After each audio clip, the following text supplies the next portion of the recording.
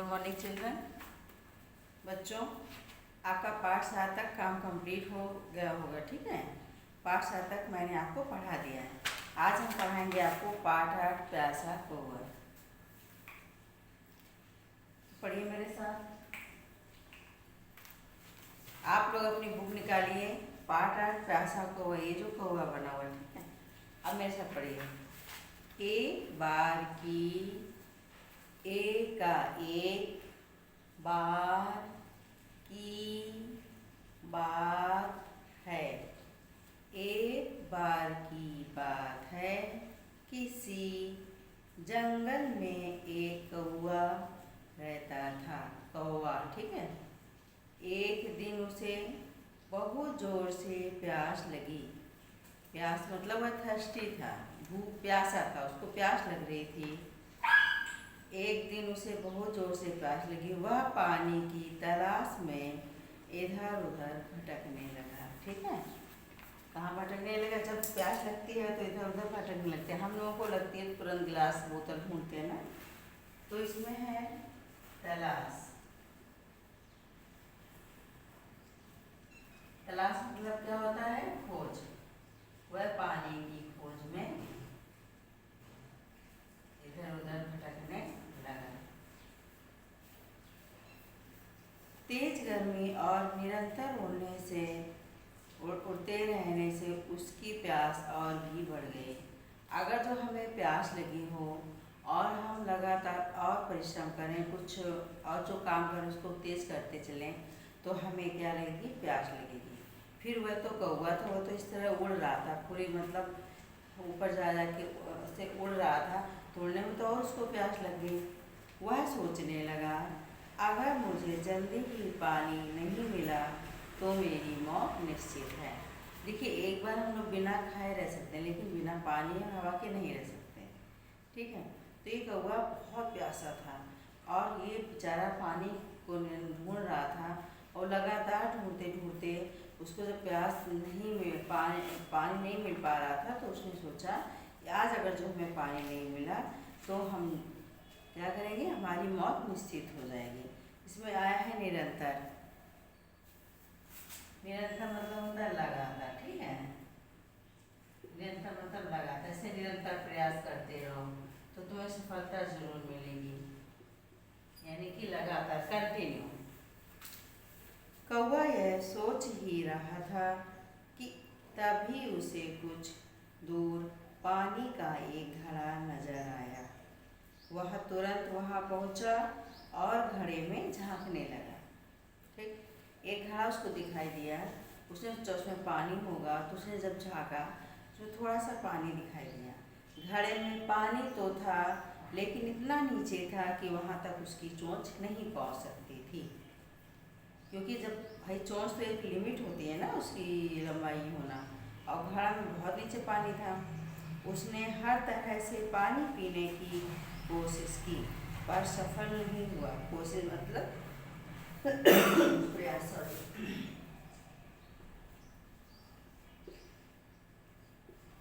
कोशिश किया, यानी कि प्रयास किया, पर सफल नहीं होगा। कौवा बेचैन हो उठा, यानी कि वो उससे परेशानी होने लगी थी। वह निराश होकर वहाँ से जाना चाहता था कि तभी उसकी नज़र घड़े से कुछ ही दूरी पर पड़े हुए कंकड़ पत्थरों पर गई। वहाँ पे कंकड़ पत्थर पड़े हुए थे तो कौवे की निगाह गई। अब वह मन में सोचने लगा कि अब हम क्या करें, हो सकता है इससे कुछ हो सके। कंकड़ों को देखते ही उसके दिमाग में एक विचार आया, एक उसमें आइडिया आया। जैसे आप लोगों के ही आइडियाज़ चलते रहते हैं ना दिमाग में।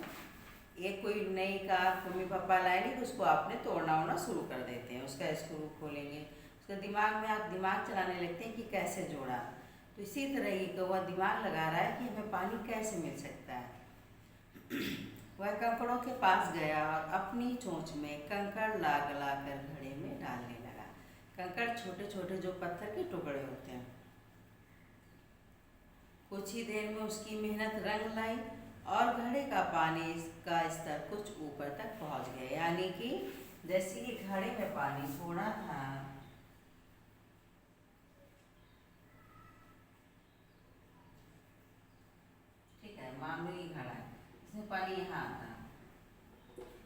छोटे छोटे उधर कंकड़ पड़े थे। जब कौवा ने अपनी चोंच से इसमें कंकड़ डालना शुरू किया तो ये कंकड़ जब नीचे बैठ गया तो ये पानी ऊपर तक आ गया। ठीक, कौवे ने हिम्मत नहीं हारी, वह लगातार घड़े में कंकड़ डालता रहा। पानी का स्तर और ऊपर उठकर घड़े के मुंह तक आ गया। घड़े के मुंह तक यानी कि यहाँ तक अब पानी भर गया था। ठीक, इस प्रकार कौवे ने जी भरकर पानी पिया, उसकी प्यास मिट गई।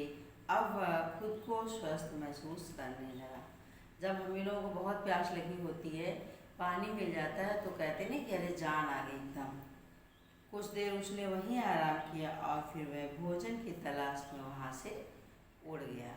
बेचारे पक्षियों को कोई देने थोड़ी जाता, हुआ तो अपना मेहनत करके अपने लिए भोजन एकत्रित करते हैं। हम लोगों को भी सोचना चाहिए कि हम लोगों के मम्मी पापा बहुत मेहनत करके हम लोगों के लिए भोजन इकट्ठा करते हैं, कपड़ा इकट्ठा करते हैं। हमें उनकी भी इज्जत करनी चाहिए, उनके लाए हुए सामान की भी इज्जत करनी चाहिए। अब आप किसमें है सरदार?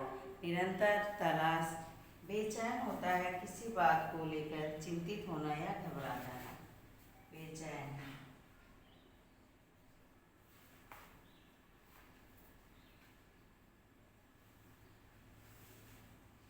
बेचैन मतलब होता है घबरा जाना।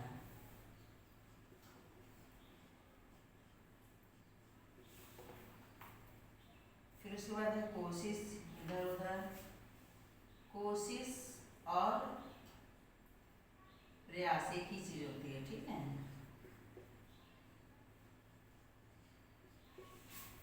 इधर उधर मतलब होता है यहाँ, जैसे इधर उधर देखने लगा तो यहाँ वहाँ देखने लगा।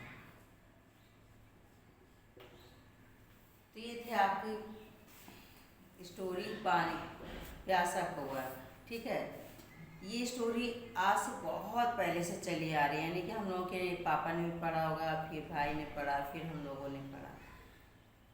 क्योंकि इसमें हमें इस कहानी से शिक्षा ये मिलती है कि जब भी हम परेशानी में हों तो हम एकदम परेशान नहीं हों, आधिए ना उठें।